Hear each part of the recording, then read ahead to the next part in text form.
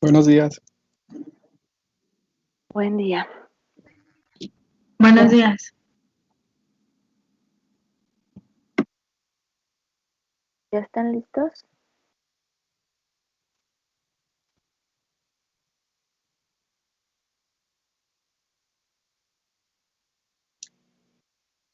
Sí están listos, nomás que creo que le están fallando el micrófono. Ya lo estoy Ok. acomodando. Bueno, está muy bien. A ver si lo pueden,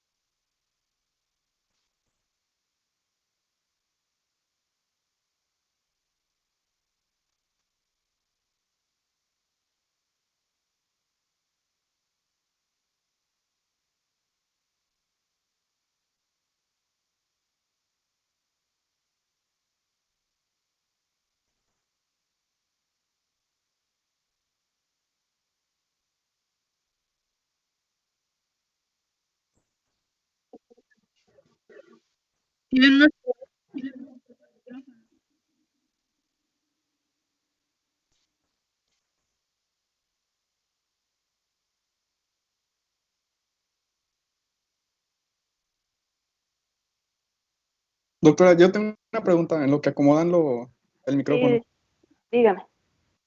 Por ejemplo, pues el síntoma es referente a lo que nos va a decir algo que experimente lo que hace el paciente. ¿Qué tan confiable pues es eh, el síntoma que nos diga el paciente o qué tanta relevancia tiene? Porque pues tal vez nos puede echar, no sé, a lo mejor alguna mentira o algo, pues. Mira, doctor, nuestra obligación como médicos es siempre creerle al paciente. Esa es nuestra obligación. Hay situaciones especiales, por ejemplo, no sé, algún paciente que quiera alguna incapacidad o algo para no laborar, que vaya, que nos diga, por ejemplo, las típicas lumbalgias. Hay escalas que son análogas, por ejemplo, la escala de dolor de Eva. No sé si la han escuchado alguna vez. La, No, no le he escuchado la huachica. sí, la escala de Eva es la escala, evaluación análoga para el dolor. Es una escala que pues la OMS implementó precisamente para el síntoma del dolor, porque pues el dolor no se puede cuantificar, ¿verdad? A diferencia, por ejemplo, de la fiebre, de la presión, de la taquicardia, etcétera. Este, pero nosotros ahí dependiendo damos una calificación del 1 al 10, nosotros le explicamos al paciente que el 1 es el dolor más leve que ha tenido el paciente y decimos que 10 es el dolor más fuerte que ha tenido en toda su vida. Y ya el paciente nos da un número, una calificación para ese dolor. Esa es una forma de cuantificar el dolor, que pues sabemos que no se puede cuantificar. También el umbral del dolor es muy diferente. A lo mejor habrá pacientes que con una fractura no presenten tanto dolor y habrá pacientes que con una herida pequeña tengan muchísimo dolor. O sea, eso es muy, es parte de la idiosincrasia de cada paciente. Pero Ya sí, te escucho. de primera instancia nuestra obligación como médicos es siempre creerle al paciente. Nosotros no vamos a llegar y, este quiere incapacidad. Muchas veces así se hace, pero de primera instancia no, tenemos que creerle. Si nos dice que trae mucho dolor, Y nosotros ya les en cuál es la escala, nos dice que en la nota le podemos asignar como 10. No sé si me dado tu Sí, pregunta. sí, sí le entendí. Incluso me respondió hasta otra, que es cuando los pacientes pues omiten algo que presentan, pero sí le entendí. Muchas gracias. Bien. Bien. Nuestra obligación es creerles siempre. Ok, creo que ya se escucha mi micro, entonces pues vamos a iniciar. Ujú. Pues vamos a iniciar con los conceptos de la materia. Yo sé que algunos ya conocen la mayoría de estos, nada más pues vamos a repasar y pues para los que no los conozcan pues ya sepan de qué habla. ¿Ya?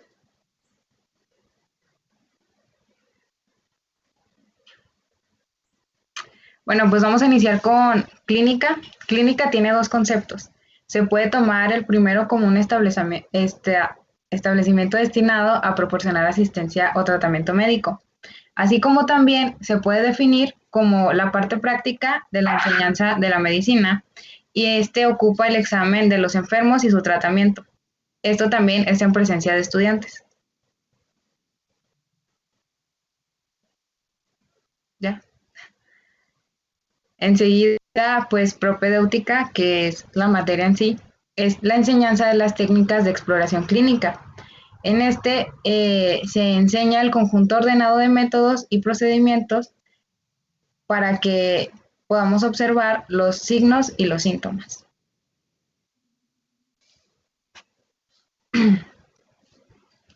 Enseguida tenemos fisiopatología, que si dividimos la palabra en dos, pues tenemos fisiología y patología. Entonces, unidas son el estudio del proceso patológico o de la enfermedad, tomando en cuenta los procesos físicos y químicos que tienen lugar en el organismo. También estudia los mecanismos de producción de las enfermedades relacionado a niveles molecular, subcelular, celular y tisular, así también orgánico y anatómico. Ya, dale, ahora.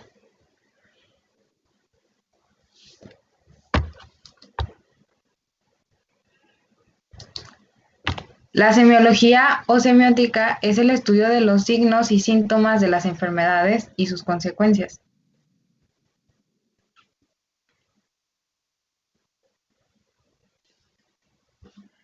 Entonces, pues estudiando los signos y síntomas, los signos son las manifestaciones objetivas.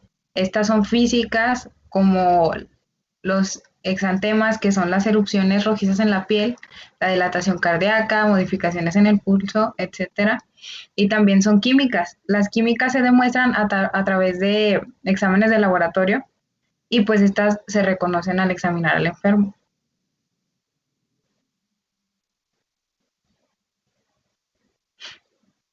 En cuanto a los síntomas, estos ya son trastornos subjetivos, que el médico en sí no puede percibir o le es difícil comprobar, pero pues llega a su conocimiento a través del interrogatorio. Serían molestias, dolores y así. Ya dale a uno.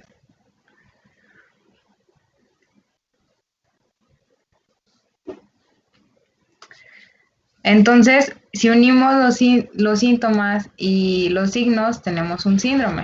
El síndrome, pues sería, como ya les dije, la serie de signos y síntomas que existen en algún momento dado, y estos se encuentran entrelazados genéticamente, etimológicamente o patológicamente.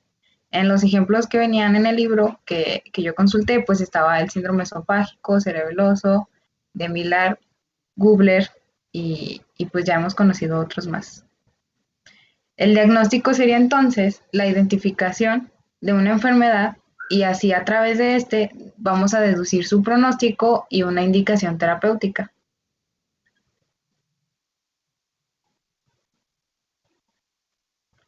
En cuanto al pronóstico, pues sería la descripción del estado del enfermo y el proceso de esta enfermedad.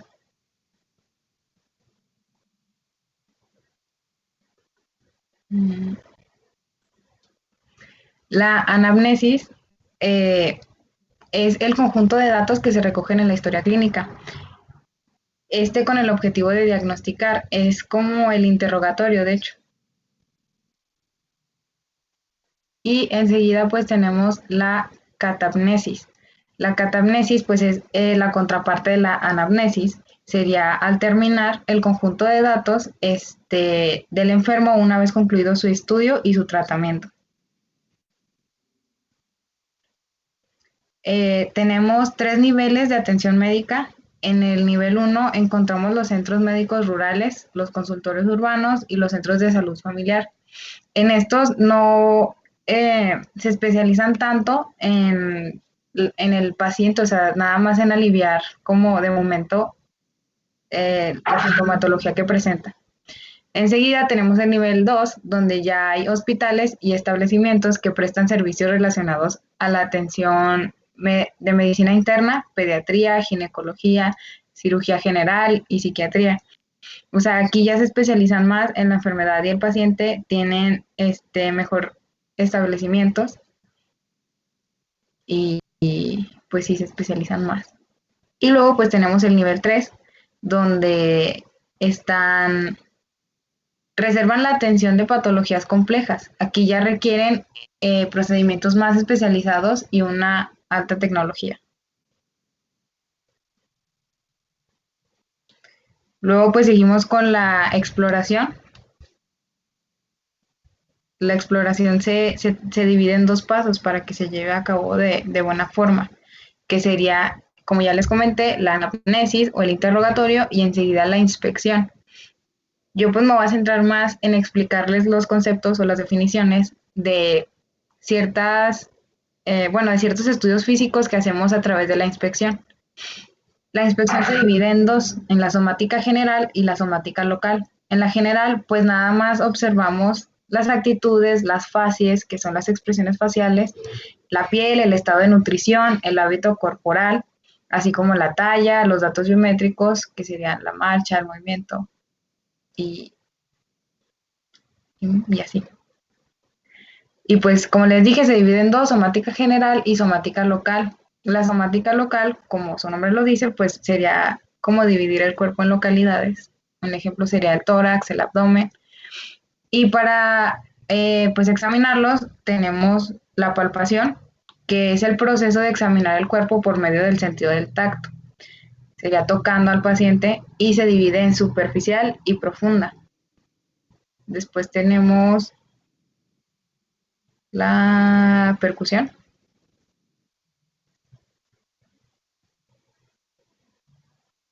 Bueno, la percusión también es una técnica de exploración física y en esta, mediante pequeños golpes con los dedos, tocando la superficie corporal del paciente, pues vamos a delimitar una zona para ver si tiene distinta sonoridad y también se divide en torácica y abdominal.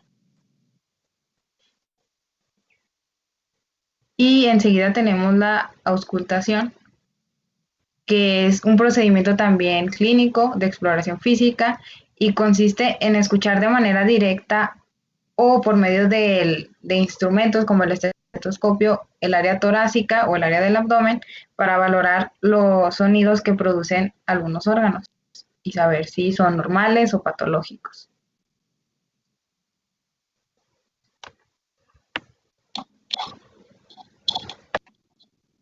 Bueno, y pues continuando, yo les voy a hablar del interrogatorio. ¿Sí me escuchan, verdad? Sí, se escucha. Bueno, espero que se me escuche. Bueno, continuando ahora con el interrogatorio, pues primero que nada, ¿qué es? Es el contacto interpersonal que se va a dar entre un enfermo y un médico. Todo esto tomando en cuenta al paciente como un sujeto, de pasión. Esto quiere decir que, como ya hemos estado viendo en bioética, pues vamos a intentar enfocarnos en el paciente como una persona y no solo como en una enfermedad, sino pues tratarlo como se debe, de manera respetuosa y pues con una convivencia cordial. También es importante que en este paso no escatimemos tiempo, ya que pues si de cierta manera intentamos que el interrogatorio sea más corto, pues podemos llegar a perder algún tipo de información que va a ser muy importante para el diagnóstico del paciente. Bueno, Los tipos de interrogatorio. Vamos a encontrar el directo. Aquí el interrogatorio es directamente con el paciente y pues es con el que se habla y al que se le hace todas las preguntas. Después tenemos el indirecto, que este es a través de sus tutores. No sé si les ha pasado cuando estaban niños, que los llevaban al doctor, que tus papás eran los que respondían por ti. Pues aquí sería un interrogatorio indirecto. Y después vamos a encontrar el mixto, que es una combinación de ambos. También hay un tipo de interrogatorio que se llama tribuna libre. Aquí el paciente va a tener una expresión total del motivo de su consulta. Esto quiere decir si él nos quisiera decir que su vecina le recetó un té y que fue con la amiga y ella le dijo que tenía esto, él no nos puede decir y pues nosotros como doctores tenemos que escucharlo. Pero también tenemos el interrogatorio dirigido. Aquí es cuando nosotros como doctores vamos a dirigir más la información que nos esté diciendo. Por ejemplo, si nos empieza a hablar de todo este tipo de tratamientos alternativos que le han dado a sus familiares, pues nosotros de una manera cordial vamos como a direccionar mejor esa información para así enfocarnos en lo que realmente importa en la consulta. Y pues la metodología del interrogatorio, vamos a encontrar que el primer punto es dejar que el enfermo se exponga libremente sus molestias, y esto no es solo para escuchar todo lo que él tenga que decirnos sobre sus síntomas y todo los motivos de su consulta, sino que el escucharlo hablar también nos puede ayudar a identificar ciertos signos que pudiera presentar como afonías, afasias, y también nos puede ayudar a identificar el nivel intelectual, lo cual nos va a ayudar a nosotros identificar la manera en la que tenemos que dirigirnos al paciente. Bueno, después tenemos la intervención del médico ante un paciente poco explícito, y esto quiere decir que, por ejemplo, si el paciente no sabe cómo darnos la información o no sabe cómo expresarse, pues nosotros como médicos vamos a estar ahí para aclararle sus ideas o de cierta manera complementar lo que él nos esté tratando de decir para así entender mejor su padecimiento.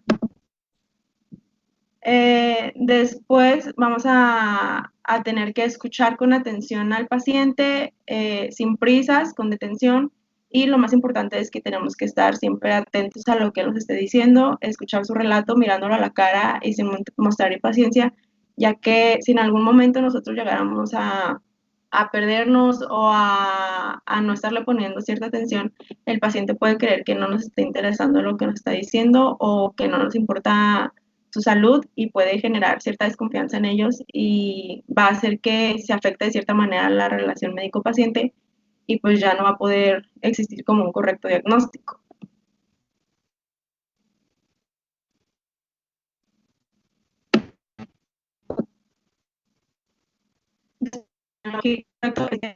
Vamos a dirigirnos con el paciente con términos médicos, ya que ellos no los van a poder. Y pues tenemos que ser siempre claros y asegurarnos que ellos estén entendiendo lo que les estemos preguntando. También hay que tener cuidado en la manera en la que realizamos las preguntas, porque, por ejemplo, y al ejemplo que está aquí en la diapo, pues, que no podemos llegar y preguntarle si el dolor que él siente es como una punzada, porque él, de cierta manera, solo por contestar, va a decir que sí o que no, sin saber realmente lo que eso significa.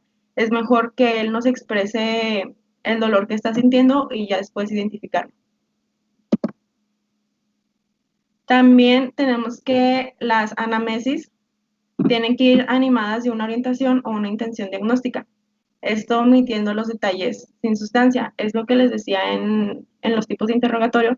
Si el paciente nos empieza a contar sobre otros padecimientos de sus familiares o las terapias que tomó antes que no son relevantes, o que él crea tener algo solo porque se lo dijo o su vecina o su mamá o unas amigas, pues no van a tener tanta relevancia en el caso, así que es mejor sí escucharlos, pero no enfocarnos tanto en eso, o sea, escucharlos un momento y luego ya de manera educada pausarlos y dirigir otra vez el interrogatorio a la información que realmente es importante para su diagnóstico.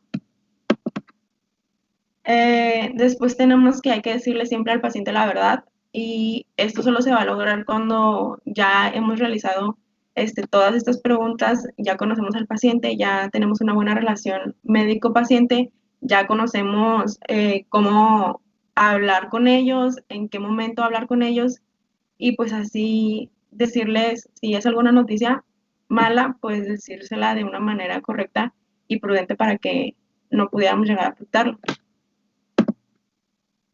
Bueno, y por último tenemos que, pues como médicos siempre debemos de dar la sensación de estar seguros de lo que estamos haciendo, ya que si el paciente nos ve dudosos o que tampoco estamos 100% seguros del tratamiento, de lo que estamos diciendo, pues él tampoco se va a sentir confiado y esto puede llegar a diagnóstico, ya siendo que el paciente no regrese a consulta o que no quiera tomar el tratamiento.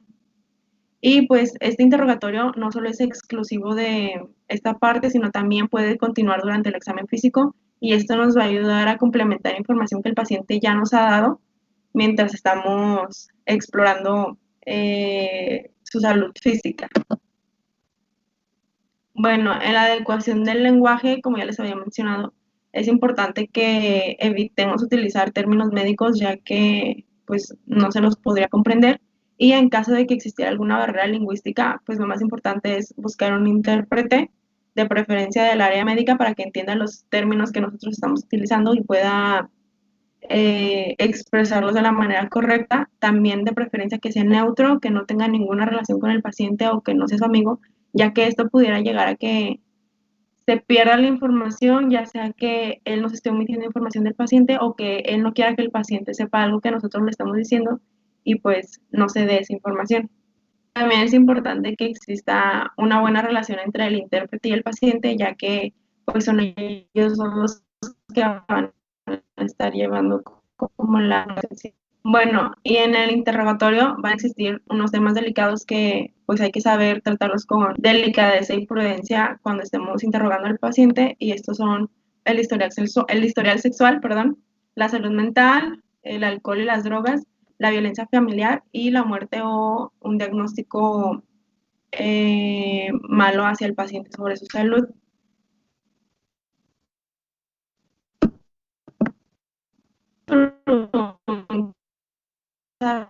El interrogatorio más importante, más abiertas a es decir, el interrogatorio va a ser siempre de lo más gradual a lo más específico. No podemos llegar y preguntarle rápido que nos especifique todo lo que siente, porque a lo mejor y se puede confundir él o nos podemos confundir nosotros o se puede perder información. Así que es mejor que él primero, por ejemplo, nos diga que le duele algo y luego pues ya qué parte, qué tipo de dolor siente y así hasta que se vaya siendo más específico. También es importante que en el interrogatorio evitemos utilizar las preguntas en serie. Estas son, por ejemplo, que le preguntemos todo seguido. Si tiene asma, si tiene pulmonía, si tuvo bronquitis, todo eso seguido no es como la manera correcta en la que debería de realizarse la pregunta, ya que el paciente se puede confundir y puede decir solo que sí o que no en general sin haber entendido del todo la pregunta. Así que es mejor primero preguntar algo y luego esperar una respuesta y luego otra vez preguntar otra cosa y otra vez esperar la respuesta. También es importante que en algunos casos pues les demos las opciones, porque el paciente no sabe qué tipo de dolor tiene, pues ya dice, bueno, sientes dolor punzante, que te arde, qué tipo de dolor sientes y ya él pues pudiera identificar su respuesta con las opciones que le dimos y cuál es la que más se acerca. Y también vamos a encontrar las preguntas eco. Estas son cuando el paciente nos da una información y nosotros repetimos lo último que él nos dijo. Por ejemplo, si nos dice, es que siento ardor, y nosotros, ardor, y él ya nos dice, no, pues es que me arde la mano y así se va como aclarando una idea de lo que nos quiere decir y permite al paciente expresarse de una manera más, de lo más general igual a lo más específico. Bueno, y los temas a preguntar en el interrogatorio pues van a ser los antecedentes andrológicos y ginecobstetricios, los antecedentes personales no patológicos, este quiere decir pues el área donde vive, a lo mejor el estado civil y todas las cosas que no estén relacionadas con su salud. También el padecimiento actual, la razón por la que está en la consulta. También existe un interrogatorio por aparatos y sistemas IBIDEM. Esto quiere decir que vamos a preguntar todo en general de todos los aparatos. Primero nos ha empezado por el digestivo, luego por el respiratorio. Y así él nos llegará a decir que se relaciona algo con esto, ya nos iríamos en lo más específico. Y también es importante que le preguntemos sobre la terapéutica que ha estado llevando, qué medicamentos estuvo tomando, qué tratamientos si le realizaron algunos estudios antes, si ha realizado estudios o si tuviera para darnos una idea de lo que pudiera tener. Y pues aquí está la imagen de lo que les decía, que primero hay que ir de lo más general, escuchando primero como el relato del síntoma y luego ya de ese síntoma irnos como a los 7 atributos de cada síntoma que ahorita se los voy a explicar también. Y ya por último irnos a algo más específico donde las respuestas solo sean negativas o afirmativas. Y pues aquí están lo de los 7 atributos del síntoma, que es primero localizar su calidad, la calidad que pudiera tener, el tiempo, cuánto tiempo se ha sentido así, desde cuándo, el entorno, los factores remitentes o agravantes y las manifestaciones asociadas. Y eso ya sería todo. No sé si alguien tenga una duda o no me haya dado a entender en algo.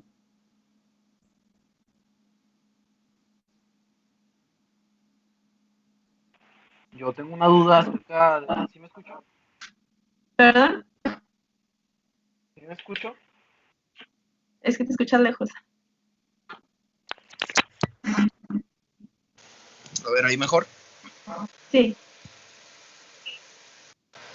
Bueno, tengo una duda acerca para la doctora, de que hablaste de los tiempos, de no escatimar en tiempos, pero por ejemplo, según tengo entendido yo, en las instituciones públicas te dan un cierto tiempo para cada paciente, o sea, no puedes tardarte más de un cierto tiempo para cada paciente, y esa es mi pregunta, si es cierto eso. Mira, doctor, cada unidad, cada hospital, dependiendo del área del servicio en el que te encuentres, es diferente, ¿sí? Aquí estamos hablando de propedéutica en general. No podemos hacerlo como que específico para el servicio de urgencias o específico para la consulta. Incluso como tú bien lo dijiste, en un hospital privado o un hospital público, es muy diferente. Hay como parámetros o índices de productividad en donde te dice cuánto tiempo te debes de tardar en una consulta aproximadamente. Por ejemplo, hablando de unidades de medicina familiar en instituciones, por ejemplo, del IMSS, que sabemos que tienen muchos derechohabientes, los médicos familiares tienen muchas consultas agendadas, se supone que ellos en un turno ven 20 pacientes. En esos 20 pacientes tienen un tiempo de 15 a 20 minutos por paciente. Eso es el indicador de calidad que tienen ahí para hacer una consulta efectiva. Pero como dice la doctora, depende mucho, o sea, lo mejor sería que nosotros tuviéramos tiempo ilimitado para escuchar a nuestro paciente, ¿sí? Eso sería lo mejor, porque de esa forma el paciente se va a sentir escuchado, va a sentir que tenemos empatía con él. Pero les repito, en la vida real, ahora sí que en la vida institucional, laboral, es muy diferente. Por ejemplo, en un servicio de urgencias, no podemos perder mucho tiempo interrogando a un paciente. Ahí nosotros nos tenemos que abocar a la patología por la que viene de urgencia. Y sí, muchas veces hay pacientes que tienen verborrea, ustedes ya se van a dar cuenta. Van a ser pacientes que se van a... Dígame. ¿Sí me escucho o qué pasó? Sí, sí se Sí, escucha. doctora. Sí. Hay pacientes que van a tener verborrea y van a empezar a hablar de otras cosas incluso. Entonces es nuestra obligación, como dice la doctora, dirigir el interrogatorio y abocarnos a lo que realmente nos interesa. Pero como tú dijiste, doctor, pues hay que seguir los indicadores de calidad de cada institución en la que trabajemos y dependiendo del servicio en el que estemos, pues nos tenemos que adecuar a lo que tengamos ahí. Si tenemos 20 pacientes y nos dan muy poquito tiempo, pues, híjole, ahí sí va a ser un problema, pero tenemos que adecuarnos.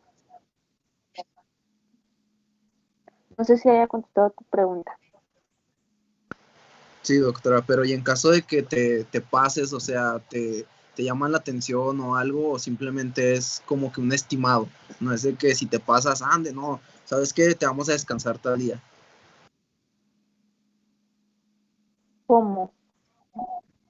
No entendí Sí, o la sea, pregunta. si te pasas, te pasa algo a ti como doctor, te llaman la atención, O sea, como trabajador, que si te llama la atención en tu trabajo porque no terminas la consulta, pues lo que pasa ahí, doctor, es que sales más tarde. Eso es lo que pasa. Se te va tu hora de salida. No te van a llamar la atención a menos de que te tardes mucho. Pero como ya, o sea, yo pienso que eso ya depende de la manera de trabajar de cada médico. Ya ustedes van a ir agarrando práctica y van a conocer pacientes y lo más probable es que los vean en 5 minutos. Por ejemplo, los pacientes de medicina familiar muchas veces los puedes ver rápido, nada más que son pacientes que ya conoces mes con mes, ¿sí me explico? Entonces ya, a lo mejor la primera consulta sí te vas a tardar, pero las subsecuentes ya no te vas a tardar, porque ya es un paciente que ya conoces. Entonces no te pueden llamar la atención por atender a un paciente. Lo que sí te pueden llamar la atención es porque el paciente vaya y se queje con tu coordinador médico porque no lo escuchaste, porque no le atendiste, porque lo ves rápido, porque lo ves desganado. Ahí sí te pueden llamar la atención. O que te muy bien, tardes gracias. mucho con un paciente y que no veas a los demás, pues ahí sí también. Pero Muchas gracias. nada más, ándale.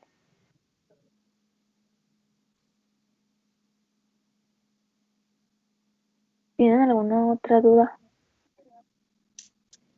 Yo tengo otra. Por ejemplo, ¿hasta qué nivel nosotros debemos de cuidar el lenguaje con el que vamos a comunicarnos con los pacientes?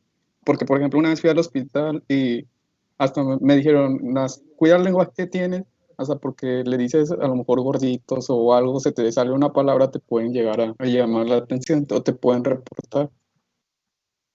Bueno, mira, ahí depende de cada paciente. Este, hay pacientes que van a ser muy susceptibles y van a ir muy a la defensiva. Son pacientes que a lo mejor si tú les dices flaquitos, está muy delgado o está muy gordo, se van a molestar. Generalmente, sí tenemos que tener cuidado con todos, sobre todo cuando es consulta de primera vez, que no sabes cómo van a responder.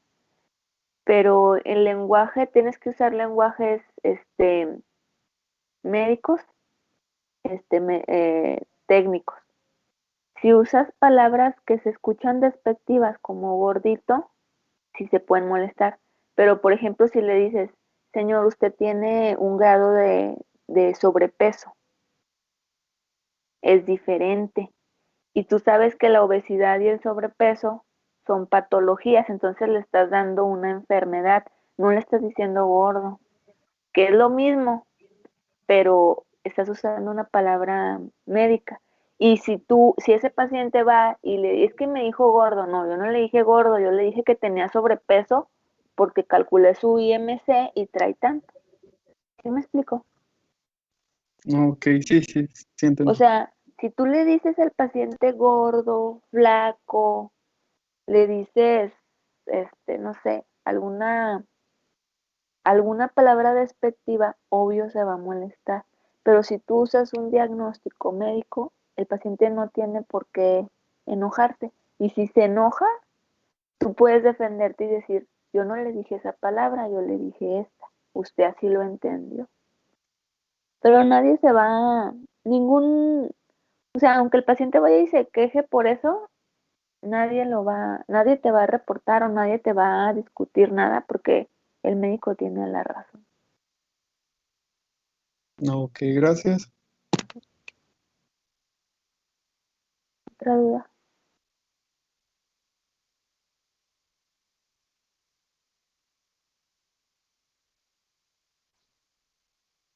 ¿Ya no hay duda? Doctora, Dígame.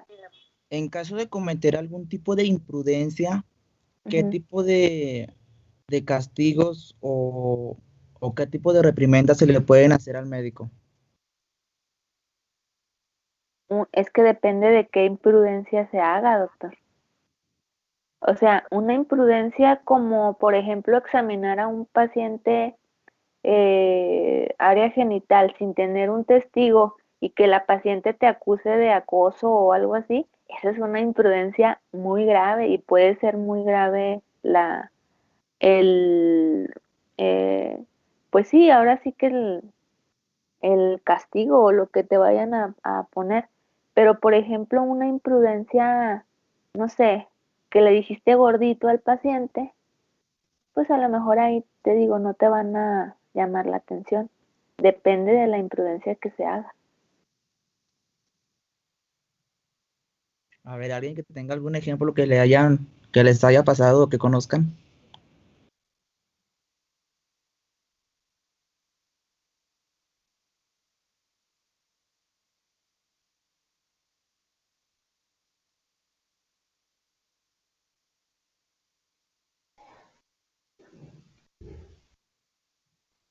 Bueno, gracias.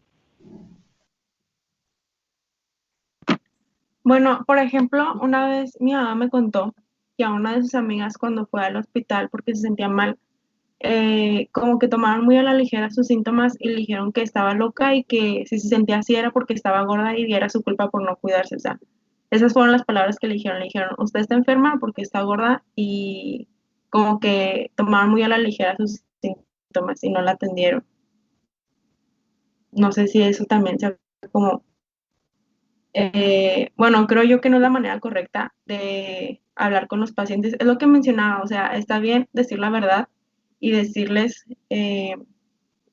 que, pues por ejemplo, en el caso de la obesidad, que tienen obesidad o sobrepeso, pero siempre hay que decir las cosas de la manera correcta, saber cómo decir las cosas, saber cómo comunicarnos y en qué momento decirlas, como que decirlas así nada más por decir, parece muy tosco de nuestra parte y, y pues eso también genera pues desconfianza después en las personas con los doctores o por lo mismo ya después no quieren ir a una consulta o algo porque como que sienten que no los vamos a tomar tan en serio, creo yo, porque me ha tocado preguntarle a la gente por qué no va con el doctor y, o sea, no quieren ir porque dicen, es que no me escucha, es que nada más me ve 3 minutos y ya, ni siquiera hace exploración física, ni siquiera me pregunta nada y ya con eso me diagnostica. No sé, siento que también eso afecta la imagen que tenemos los doctores hacia las personas. Pues, pues sí, doctora, tiene razón. Este, pero ahí ya depende mucho hasta de nuestra personalidad como seres humanos, doctora. Hay personas que tenemos, por ejemplo, alguien puede tener la voz un poquito más grave o puede alzar la voz un poquito y a lo mejor a otra persona, es que el doctor me está gritando y realmente no estás gritando, es tu tono de voz, o sea, eso es algo muy subjetivo y depende mucho la susceptibilidad de los pacientes, pero ahí nosotros como médicos pues nos tenemos que adecuar a cada paciente, tenemos que, como tú ya dijiste, observarlo, ver cómo se comporta.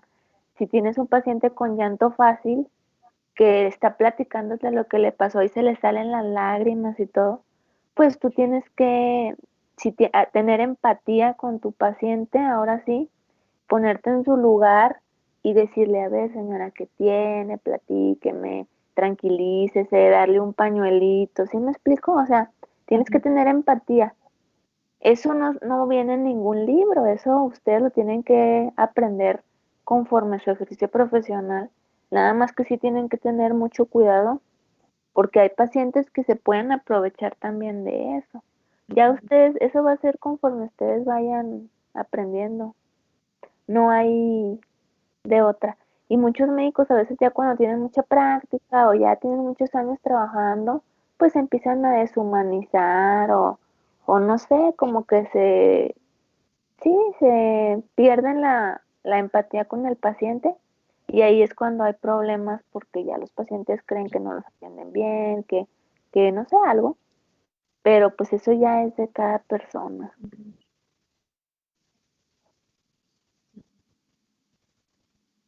Nada más sí les recomiendo que, pues que tengan cuidado.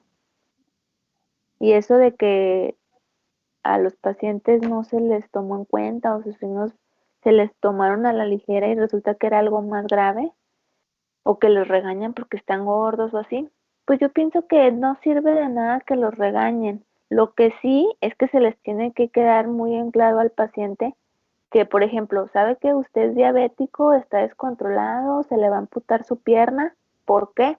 Ah, pues porque los niveles de glucosa nunca disminuyeron, probablemente el tratamiento que usted llevó no era el adecuado, no sé, no se lo tomó, no fue a sus consultas, o sea, eso sí hay que recalcárselo al paciente de una manera empática, porque él ya está triste a lo mejor porque le van a amputar su pierna, ¿sí me explico?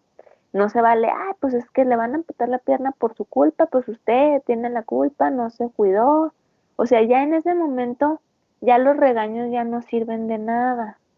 Pero sí tiene que tener el claro que tiene otra pierna y que esa pierna también le puede volver a pasar lo mismo.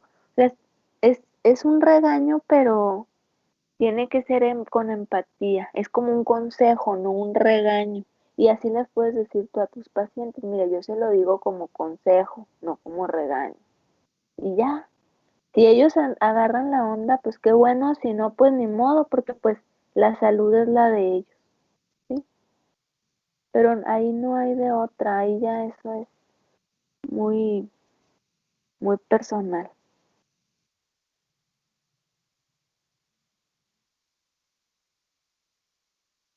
¿Tienen alguna otra duda o comentario que quieran hacer? Ujú.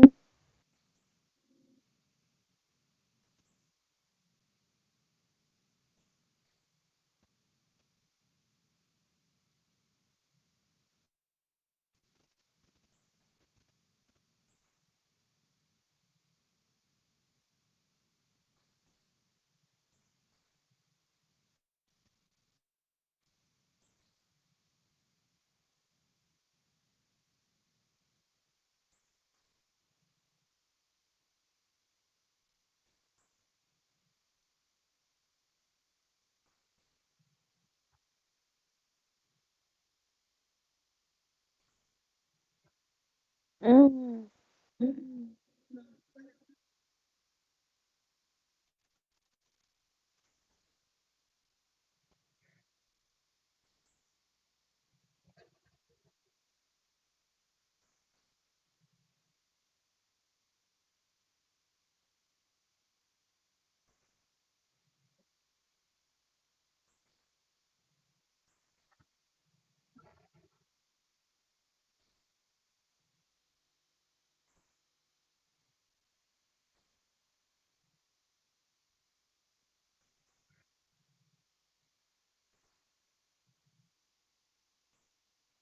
Pues sí, doctora. No,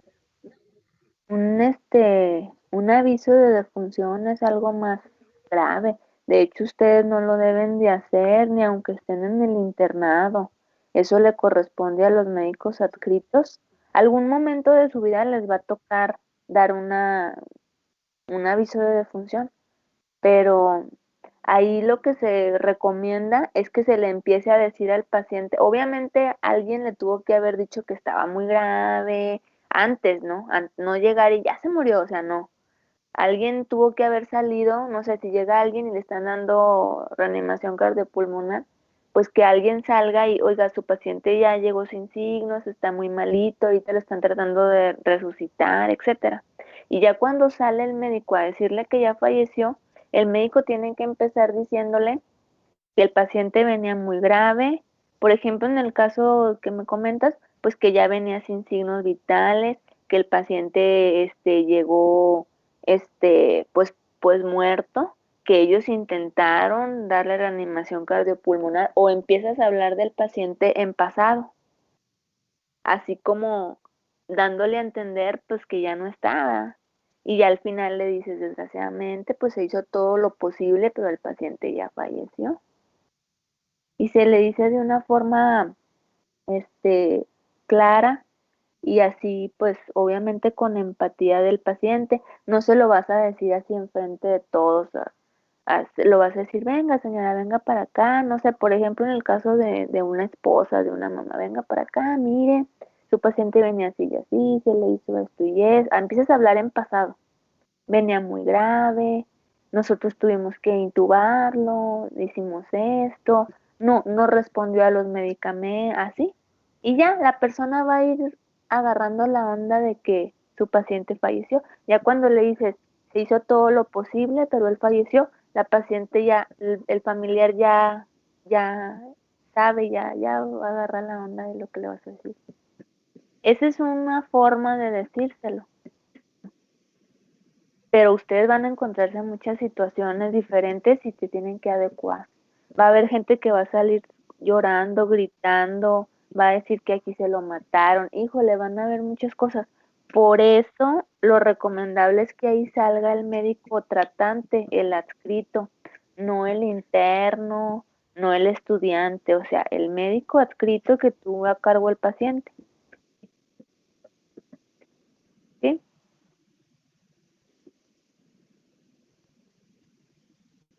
Bueno, ¿tiene alguna otra duda?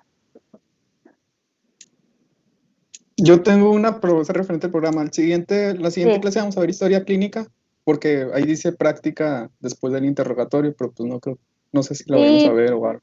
pues es que práctica no la vamos a poder hacer, ¿verdad? Desgraciadamente. Lo que tenemos que hacer, pues es continuar con el interrogatorio, pero por ejemplo aquí ya vamos a hablar de la ficha técnica, la ficha de identificación, pues. Quiero que me expongan así de que el nombre, la edad, el sexo, número de expediente, el estado civil, el lugar de origen, o sea, quiero que veamos cada uno de esos rubros, y después nos vamos al padecimiento actual.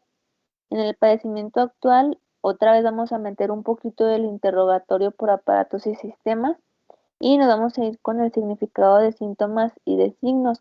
Ahí quiero que empecemos a ver palabras como por ejemplo el significado de náusea, de regurgitación, de pirosis, de vómito, de matemesis. O sea, no vamos a ver el significado de todas las palabras. Por ejemplo, vómito, pues todos sabemos que es vómito, pero a lo mejor pirosis, odinofagia, histericia, el concepto de diarrea, porque también quiero que sepan la diarrea, porque muchas veces decimos, ay, pues evacuaciones líquidas, sí, pero ¿cuántas? ¿En cuánto tiempo? Y en un pediátrico y en un adulto, o sea, hay cosas que sí tenemos que especificar, ¿sí?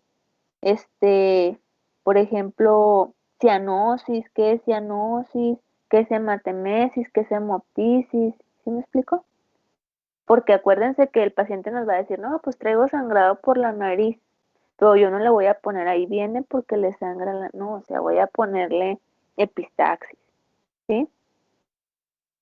No sé si me haya explicado. Sí, O sí. sea, vamos a ver el interrogatorio por aparatos y sistemas para que me explique un poquito mejor.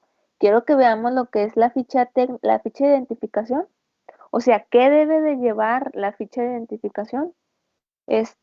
Un poquito del padecimiento actual, pero en el padecimiento actual vamos a ver lo que es el interrogatorio por aparatos y sistemas. ¿Sí me explico? Y ahí vamos a ver todas las preguntas que se le deben de hacer al paciente. O sea, no, pues que te dice el paciente, traigo zumbido en el oído. Ah, ¿cómo se dice zumbido en el oído? No, pues que se le dice tinnitus. ¿Sí me explico? ¿O no me expliqué? Sí, Sí, Sí. ¿Sí? O sea, sí. vamos a ver, a lo mejor así de interrogatorio, todavía le vamos a continuar con el interrogatorio Porque la ficha de identificación, el padecimiento actual vamos a hacer todo el interrogatorio por aparatos y sistemas.